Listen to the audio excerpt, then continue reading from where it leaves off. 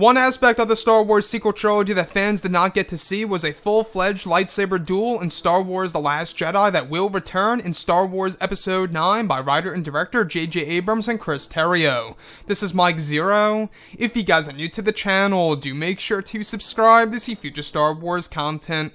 Now, what's really intriguing about Episode 9 so far, at least to me, is of course how J.J. Abrams is going to evolve the characters of Kylo Ren and Rey in this story, and how they're actually planned to mirror both Anakin Skywalker and Padme Amidala from Episode 3, Revenge of the Sith.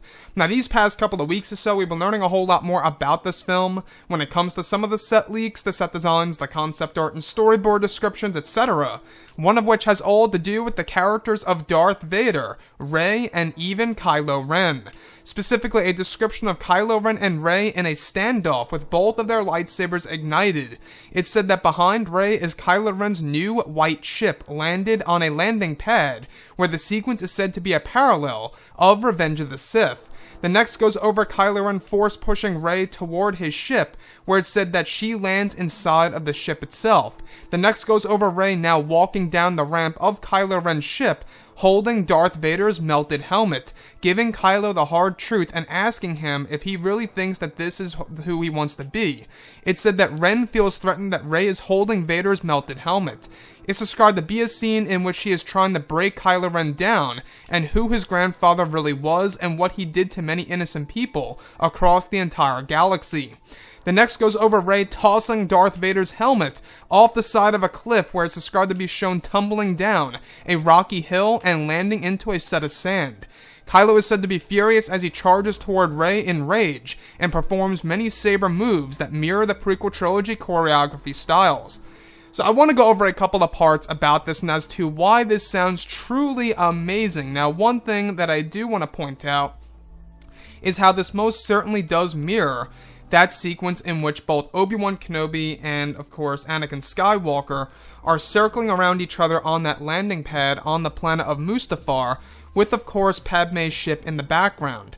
So you can already see what J.J. Abrams is doing here. Now, in this scenario, okay, what's really intriguing is that Rey is essentially, I guess you could say, threatening Kylo Ren by, of course, holding Darth Vader's melted helmet, telling him basically, if this is who you really want to be, do you really think that you are going to be somebody like this, your own grandfather, who killed so many innocent people across the entire galaxy?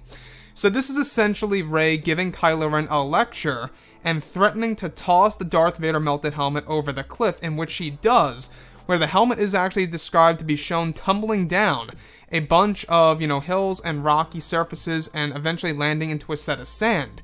So, like I say, this whole entire planet that they are on, it sounds like it has multiple different environments, like a mixture of being a rocky world and a beach or something like that.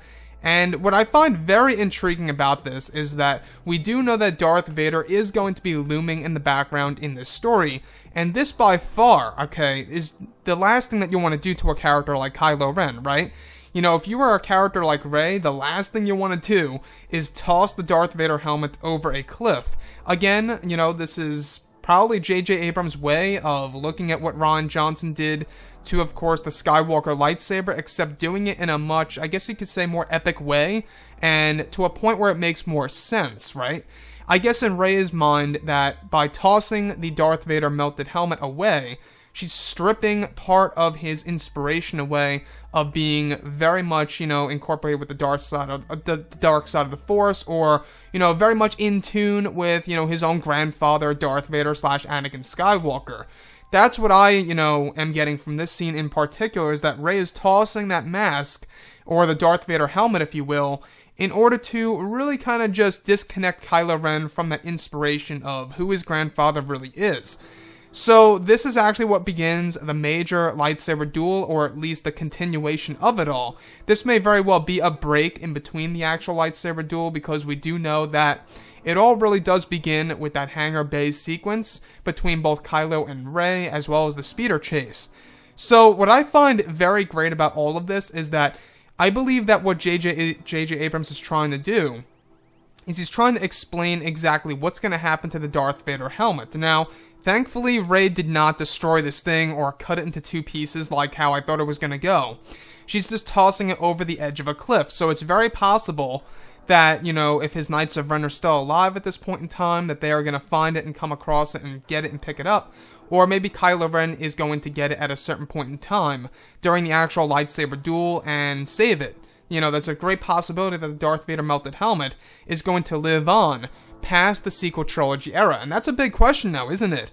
You know, what's going to really happen to Darth Vader's helmet? Is it actually going to get destroyed? Is it going to remain, you know, in the set of sand there after Rey tossed it over the cliff? Anyways, guys, this all sounds very amazing to me. Let me know what you think about this below in the comments. And if you guys did enjoy the content for today, do make sure to drop a thumbs up on this video to support the channel. I thank you all so very much for the kind support, and I'll catch you guys next time.